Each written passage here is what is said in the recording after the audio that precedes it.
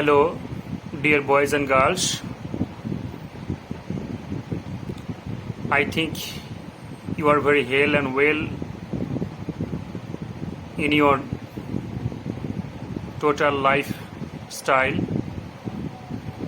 and the way which you have been dwelling in your resting place, that is in your house, by the blessings of your parents and the Almighty Allah Subhanahu wa Ta'ala.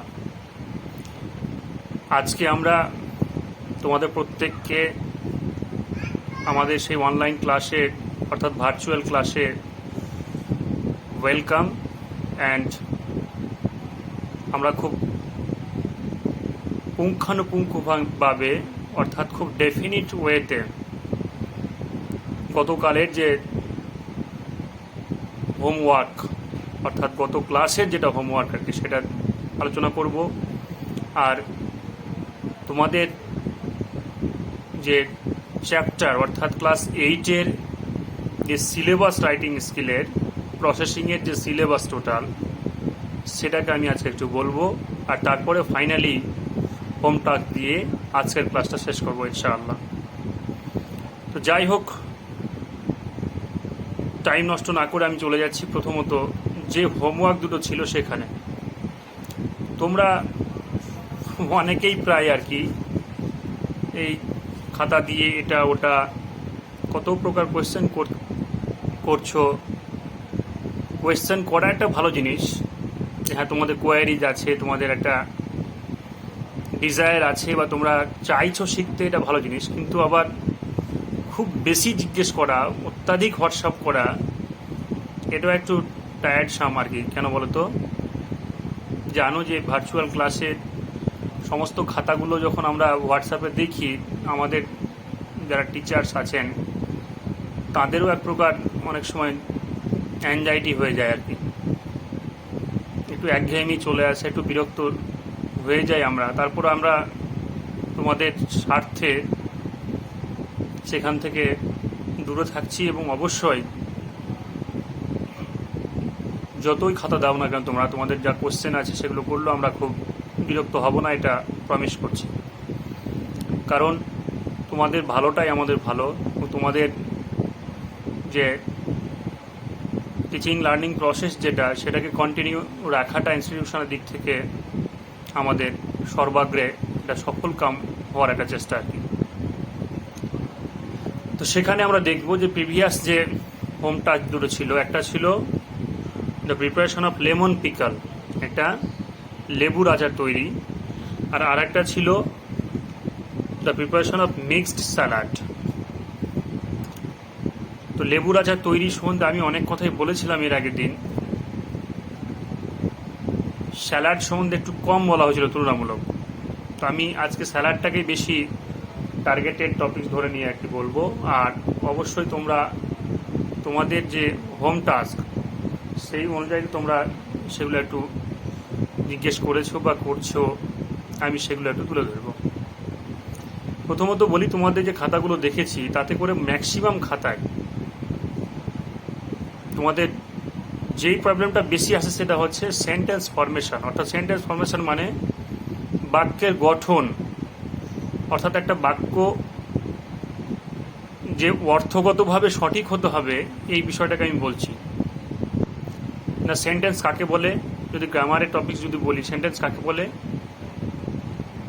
না, when a word or group of words, a word or group of words makes a clear meaning is called sentence।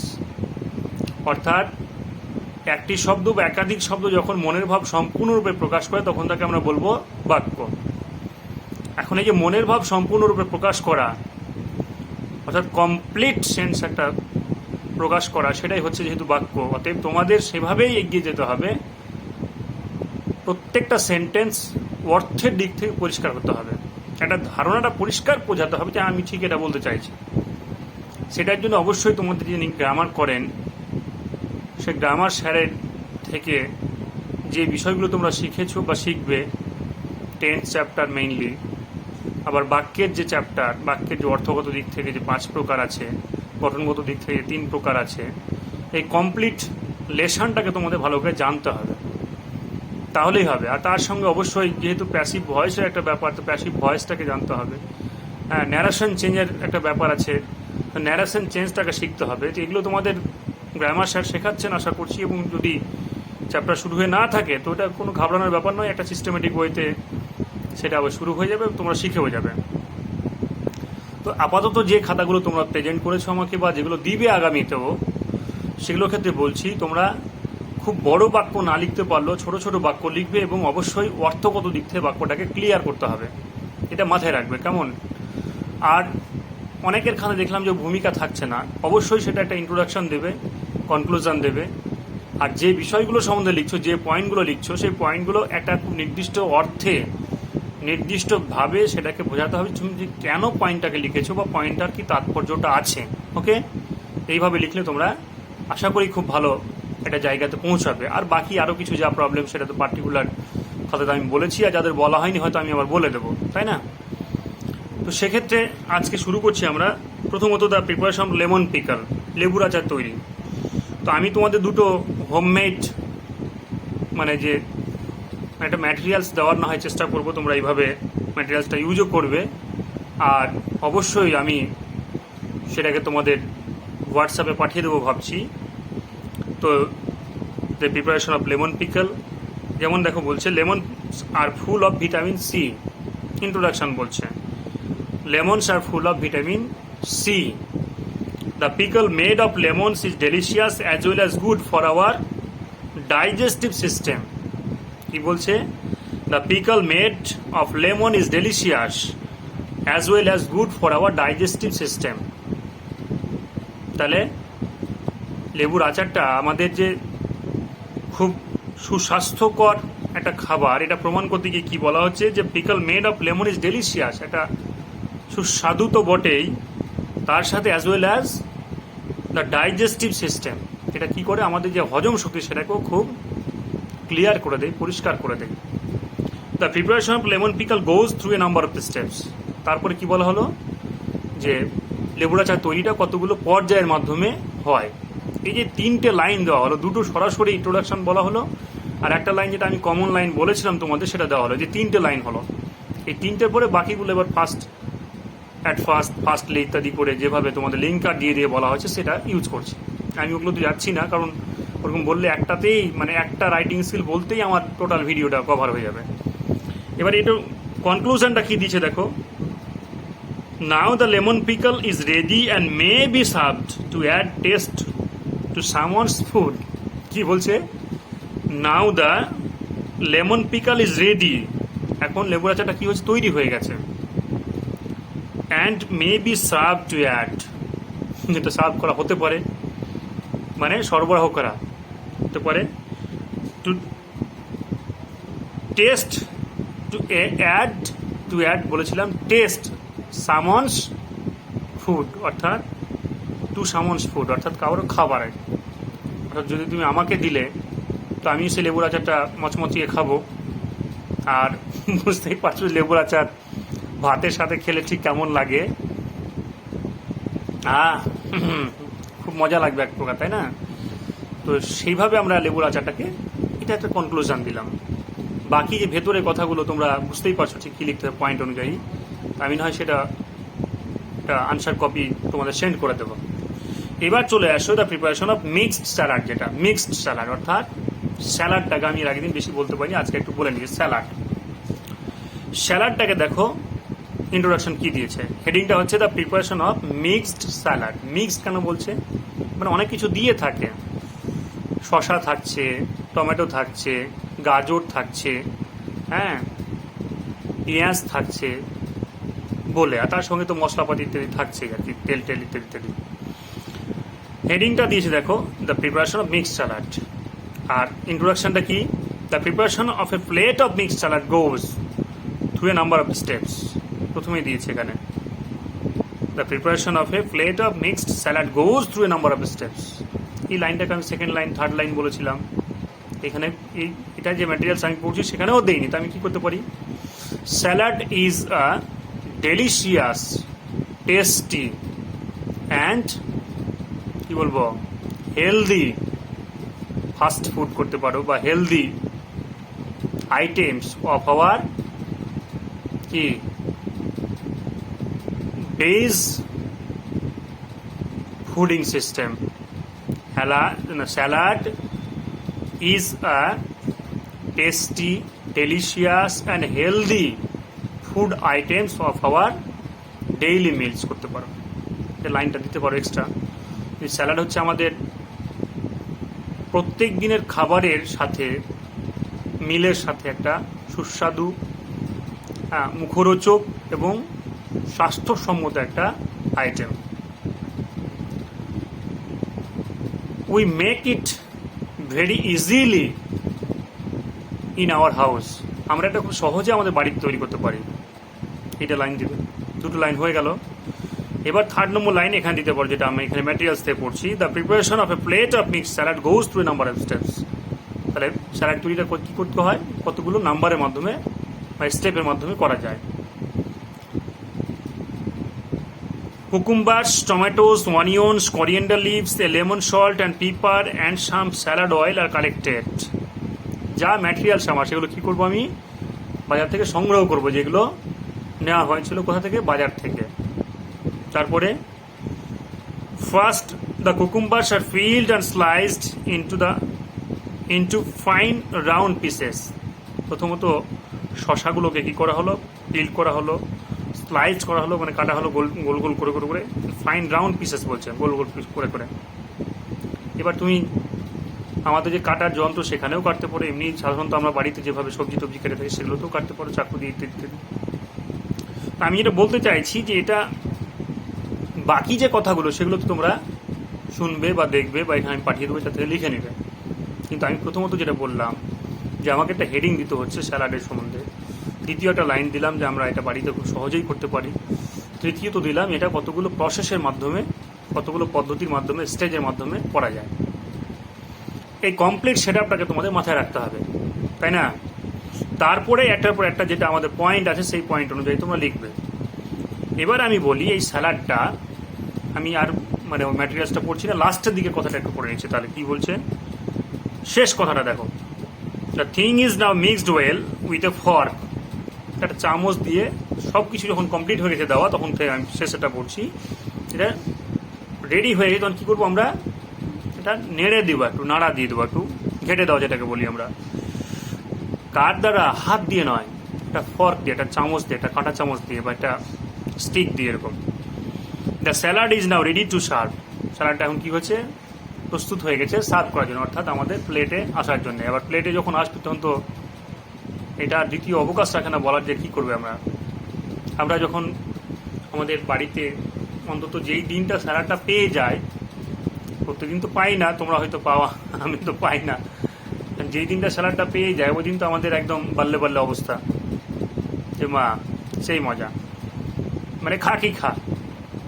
আর সেটা খাবার শুরুর আগেই খেতে হয়. তোমাদের আমি বলেছিলাম এর আগের দিন যে ওটা খাবার শুরুর আগেই খেতে হয়, অর্থাৎ মুখের টেস্ট আনার ক্ষেত্রে, এবং অবশ্যই আমাদের যে ডাইজেস্টিভ সিস্টেম সেটাকেও খুব স্ট্রং করে স্যালাডে, কারণ শশা থাকছে, গাজর থাকছে, পেঁয়াজ থাকছে, টমেটো থাকছে, এগুলো আমাদের ডাইজেস্টিভ সিস্টেম থেকে শুরু করে আমাদের নিউট্রিশনাল মানে যা সিস্টেম সেগুলো খুব বুস্টিং করে থাকে, ইমিউনি পাওয়ারটাও বাড়ায়, অর্থাৎ ইমিউনি সিস্টেম যেটা, অর্থাৎ ইমিউনিটি পাওয়ারটাও খুব গ্রো করে স্যালাডেও. এই পয়েন্টটাও লিখতে পারো তোমরা, আজকালকার দিনে এটা খুব কমন একটা পয়েন্ট আর কি, সেটাও লিখতে পারো.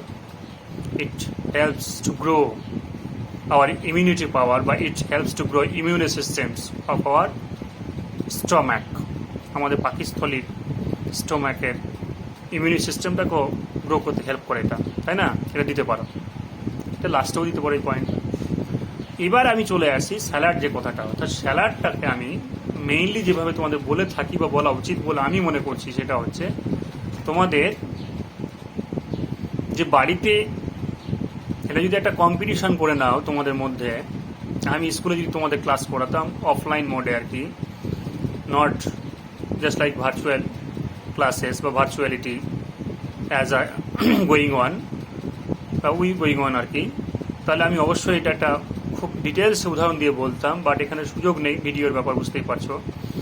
তো সেক্ষেত্রে আমি বলছি তোমরা বাড়িতে যদি একটা কম্পিটিশন করে নাও, কম্পিটিশন মানে ধরো তোমার মা প্রত্যেকদিন করেন, তুমি সেটা মাকে না দিয়ে তুমি করলে, এবং এটা যদি একটা করে নাও হাতে কলমে, প্রত্যেককেই বলছি যারা যারা ভিডিওটা দেখবে বা যারা যারা বলুন নয় সবাই আর কি, প্রত্যেককে কি বলছি যে বাড়িতে এই শশা, গাজর, পেঁয়াজ, টমেটো, হ্যাঁ লেবু, আর যদি স্যালাড অয়েল পেলে না পেলে আমাদের বাড়িতে যে তেলগুলো আছে সেগুলো সরষার তেল ইত্যাদি দিলেও হয়। আর বাড়িতে বাকি মশলাপাতি তো একটু আছে, বেশি তো মশলা লাগে না এখানে, লবণ টবণ ইত্যাদি। তো সেগুলো নিয়ে যদি একটু ইন ডিটেলসে, অত কিছু চাপ না নিয়ে বাড়িতে যদি একটু নিজেদেরই করে নাও তাহলে খুব ভালো হয়। আমি চেষ্টা করব তোমাদের বাড়ির যারা মা, মাসিমা আমার বা গার্ডিয়ানসদের আমি বলবো যে আপনারা আপনাদের ছেলেমেয়েদের এই কাজটাতে একটু হেল্প করুন। তারা স্যালাড প্রিপারেশনটা ক্লাস 8-এ যেমন লাগছে, 9-এ আছে, 10-এ আছে, 3 বছর কন্টিনিউ এই প্রসেসটার উপরে যেতে হবে এবং এই প্রসেস রাইটিংয়ের স্যালাডটা কাজে লাগবে।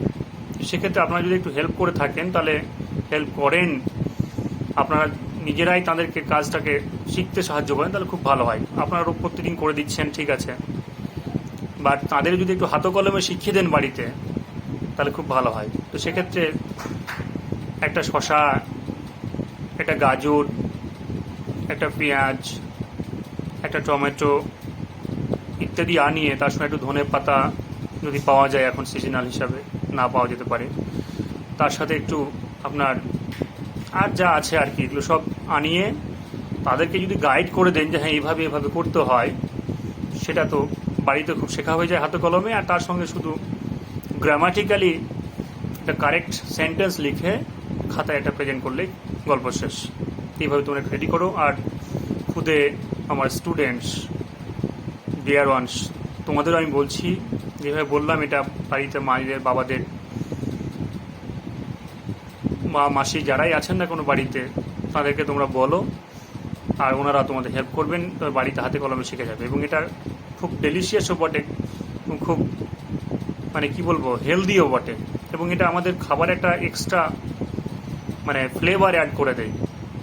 আমরা ধরো হোস্টেলে আছি, খুব ভালো লাগছে না খাবারটা, বা হয়তো খাবারটা ভালো হয়নি, বা বাড়িতেই মা হয়তো ব্যস্ত আছেন বা অসুস্থ আছেন, খুব ভালো সবজি হয়নি, তার সঙ্গে যদি এটা আমরা শিখে রাখি, এবং এটা অবশ্যই মানে একটা বিষয় আছে যে প্রত্যেক দিনের তো ব্যাপার নয়, আর খুব ভেরি টাফ টাস্কও নয়, তাহলে আমরা কি করব, সবজি খারাপ হলেও বা আমাদের যদি একটু মুখের টেস্টের কারণ হয়, কিন্তু আবারও একটা যেটা বললাম ইমিউনো সিস্টেমের ব্যাপার আছে, আমরা নিজেরাই সেটাকে তৈরি করে খেতে পারবো। সেভাবে শেখো। এবার চলে আসি তোমাদের আজকের যে হোম টাস্ক। আমি এর আগের দিন বলেছিলাম, দেওয়ার পরে আমাকে একজন, নামটা ভুলে গেলাম, বলেছিল যে আমাদের স্যার সিলেবাস এগুলো নেই। তো আমি তাকে বলেছিলাম তোমাদের বইটাকে আমাকে একটু ফটোকপি করে দিতে। সেই ফটোকপি অনুযায়ী যেগুলো আমাকে দিয়েছে সেগুলোর মধ্যে আমি যা দেখতে পাচ্ছি সেটা হচ্ছে,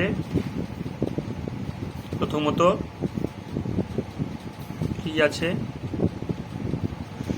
সেগুলোর মধ্যে প্রথমত আছে হ্যাঁ মেকিং পেপার আছে, প্রিপারেশন অফ অমলেট আছে, এগুলো সব আছে। টিটা ছিল, যেমন টিটা অলরেডি হয়ে গেছে। তো আমি তোমাদের আজকে আবার দুটো টাস্ক দিচ্ছি, এর পরের দিন প্রিপারেশন চ্যাপ্টারটাকে শেষ করে দেবো আমরা, মানে প্রসেস চ্যাপ্টারটাকে শেষ করবো এর পরের দিন। হ্যাঁ, বাকিটা তখন আমি দেখবো কী করা যায়। তো সেটা হচ্ছে তোমাদের দুটো থাকলো, মেকিং পেপার আর প্রিপারেশন অফ অমলেট। তো আমি তোমাদের পয়েন্ট দিয়ে দেবো, আমার যে ম্যাটেরিয়াল সেখান থেকে আমি পয়েন্ট দিয়ে দেবো, মেকিং পেপার আর প্রিপারেশন অফ অমলেট। তো অমলেটটা তোমাদের বই থেকে তোমরা যে পয়েন্ট আছে সেখান থেকেই ফলো করবে, আর পেপারটা পয়েন্ট দেওয়া যাবে। তো যাই হোক, দুটোই তোমাদের আমি আর পয়েন্ট দিচ্ছি না এক্সট্রা করে, তোমাদের যে ম্যাটেরিয়ালস আছে, যে পয়েন্ট আছে, সেই পয়েন্ট দেখে খুব ভালো করে লিখে আমাকে পাঠাবে। এবং আবারও বলছি, তোমাদের যে এটা যেদিন ক্লাস আছে সেই দিন সকালবেলা পাঠাও, তাহলে ভালো হয়। আর আগে থেকে পাঠিয়ে দিচ্ছ দিয়ে আমি দেখতে দেখতে মানে ঠিক বুঝতে পারছি না কোন ক্লাসে কোনটা, কখন ক্লাস ইত্যাদি। তো মেকিং অমলেট আর পেপার, পেপারটা বুঝতেই পারছো পেপারটা কি, অর্থাৎ আমরা যে পিস অফ পেপারে লেখি পড়ি ইত্যাদি যে করি আর কি, পেপার যেটা, সেই পেপারটাকে বলছি আমরা। হ্যাঁ, ওই পেপারটা তোমরা আমি একটু বলে দিচ্ছি। আর অমলেটটা তো বাড়িতে সবাই করো, জানো ইত্যাদি ইত্যাদি, এটা না জানার বা এর কোনো ব্যাপারই নেই, সবাই জানো। তো এই পেপার আর অমলেট এই দুটো রইলো তোমাদের। আশা করি তোমরা খুব ভালো করে সেটাকে রেডি করে আমাকে এর পরের দিন একটু দেবে। তো এই যে পেপার যেটা তৈরি, তোমরা জানো যে পেপার তৈরির জন্য যে ম্যাটেরিয়ালসগুলো লাগে তার মধ্যে কোন কোন বিষয়গুলো তোমাদের খুব ইমার্জেন্সি এবং যেগুলো না হলে একদমই পেপার তৈরি হবে না, হ্যাঁ, সেগুলোকে তোমাকে কালেক্ট করতে হয় প্রথমত। যেভাবে তোমার প্রত্যেকটা রাইটিং স্কিলের ব্যাপার আর কি, সেগুলো কালেক্ট করতে হবে। আর ওগুলো কালেক্ট করার পরে আমাকে কি করতে হবে, অবশ্যই দেখে নিতে হবে ঠিক এই সিস্টেমটাকে কমপ্লিট করার জন্যে কোন কোন পদ্ধতি অনুযায়ী সেটাকে রেডি করতে হবে, তাই না? তো সেক্ষেত্রে আমরা দেখে নেব যে পেপার তৈরিতে আমরা ঠিক কিভাবে কি করবো, যেমন হাউ পেপার ইজ মেড, এটা। তো দেখো এখানে পয়েন্টগুলো আছে, দেখো প্রথমত rags, straw, stripes of bamboo and other materials collected, এটা পয়েন্ট আছে একটা। তারপরে ক্লিনিং অ্যান্ড অ্যাডিং লাইম, এটা একটা পয়েন্ট আছে। তারপরে আছে tearing to pieces and adding water, এটা একটা পয়েন্ট। তারপরে reducing to a soft white pulp, এটা একটা পয়েন্ট। তারপরে কভারিং উইথ সাইজ, এটা একটা পয়েন্ট। তারপরে rolling flat to make smooth, এটা একটা পয়েন্ট। তারপরে মিক্সিং কালার, তারপরে পাসড থ্রু রোলার্স, তারপরে কাট ইনটু ডিফারেন্ট সাইজেস, এই পয়েন্টগুলো আছে। তো আমি এদেরকে যদি বলি, কি বলছে, র্যাগস, র্যাগস মানে এটা ছেঁড়া ফাটা যেগুলো আর কি, বা মানে কি বলবো, পাটের যে নিম্নাংশ আর কি, পাট চাষ করলে বুঝবে যেটা, সেগুলো এক প্রকার আস্তরণ আর কি, সে র্যাগ, সেগুলো লাগবে। স্ট্র লাগবে, হ্যাঁ, এক প্রকার ম্যাটেরিয়ালস। তারপরে স্ট্রাইপ অফ বাম্বু, তারপরে বাঁশের নিচের দিকে যে অংশটা আর কি, সেটা লাগবে। অ্যান্ড আদার ম্যাটেরিয়ালস কালেক্টেড, অর্থাৎ পেপার তৈরি করার জন্য যা যা লাগবে সেগুলো আমাকে কী করতে হবে, কালেক্ট করতে হবে বাজার থেকে। অর্থাৎ straw, rags, stripe of bamboo, আর যা ম্যাটেরিয়ালস আরও লাগবে ইত্যাদি, যেমন কালার আছে, হ্যাঁ, রোল আছে, তারপরে মানে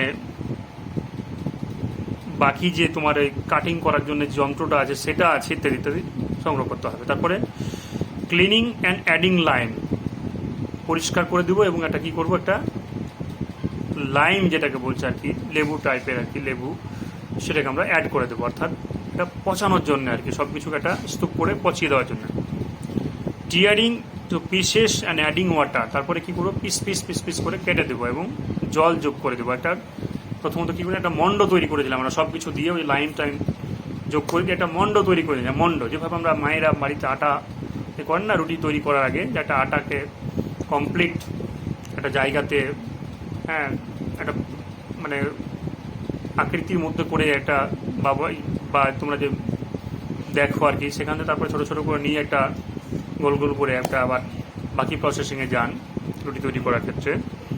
তো সেটাকে আমরা প্রথমত একটা স্তূপ করে দেওয়াকে বলছে, লাইম যোগ করে দেওয়া, তারপরে ওটাকে কাটা ছোটো ছোটো করে, যতটা দরকার পিস আর কি, সে পিস করে কাটা দরকার, মানে একটা মেশিনের প্রসেস চালাতে যতটা দরকার, আর সঙ্গে কি জল যোগ করে দিবে। তারপরে reducing to a soft white pulp, তারপরে উপরের যে পাতলা আস্তরণ যেটা পড়ে আর কি, নরম, সেটাকে দূর করে দিতে হবে। তারপরে কভারিং উইথ সাইজ,